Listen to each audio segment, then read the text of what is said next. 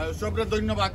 আমরা UK human রাইটসের পক্ষ থেকে আপনারা জানেন বাংলাদেশও মানবাধিকার লগ্ন এবং আমাদের মাননীয় সাবেক বাংলাদেশের সফল প্রধানমন্ত্রী এবং বিশ্বের অন্যতম ক্ষমতাধর প্রধানমন্ত্রী জননেত্রী শেখ হাসিনাকে পূর্ব বাংলাদেশ থেকে বিতাড়িত করে উনার বিরুদ্ধে আইসিটি মামলা সহ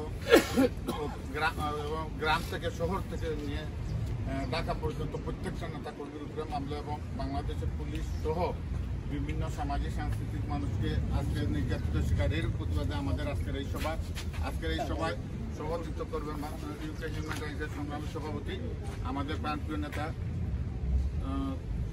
সাবেক ছাত্র নেতা আব্দুল্লাহ চৌধুরীকে উনার স্বাগত বক্তব্য এবং আজকে সভাপতিত্ব। আসসালামু আলাইকুম।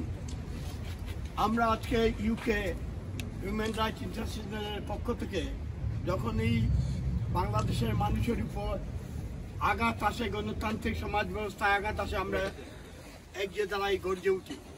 আজকে আমরা দেখি বাংলাদেশের নির্বাচিত প্রধানমন্ত্রী জননেত্রী শেখ হাসিনাকে আমেরিকার বাইডেন সরকার $29 বিলিয়ন খরচ করে জামাত, বিএনপি, হিজবুল তাহের এবং সুদঘোর নাস্তিক ইউনুসের ইসরায়েলের এজেন্ট, আমেরিকার এক অংশের এজেন্ট, সেই সুদঘোর নাস্তিক ইউনুসের মাধ্যমে মেটিকুলাসলি ডিজাইন করে বৈধ প্রধানমন্ত্রী জননেত্রী শেখ হাসিনাকে প্রাণে হত্যা করার জন্য ষড়যন্ত্র করেছিল। কিন্তু বাংলাদেশের জনপ্রেমিক মানুষ এবং সেনাবাহিনী উনাকে যথাযথ মর্যাদার সাথে বাংলাদেশ থেকে উনি ভারতে ত্যাগ করেছেন, বাংলাদেশ ত্যাগ করে ভারতে এসে গিয়েছেন। বর্তমানে আমরা দেখি সরকার শেখ হাসিনাকে আইটিসি মামলার মাধ্যমে বাংলাদেশের মানুষকে ভুলভুটানির জন্য মামলা দায়ের করেছে।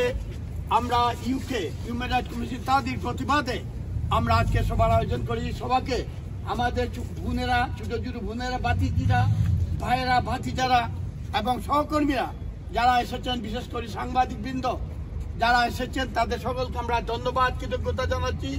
আমি আব্দুল কাদির চৌধুরী মুরাদ, শাহ বেলাল আহমদ, শাহেদ ভাই, সোহেল এবং গুলাম আম্বিয়া, রুহেব, রাকিব সহ আরো বাকি নামগুলা জামাল খান বলবেন।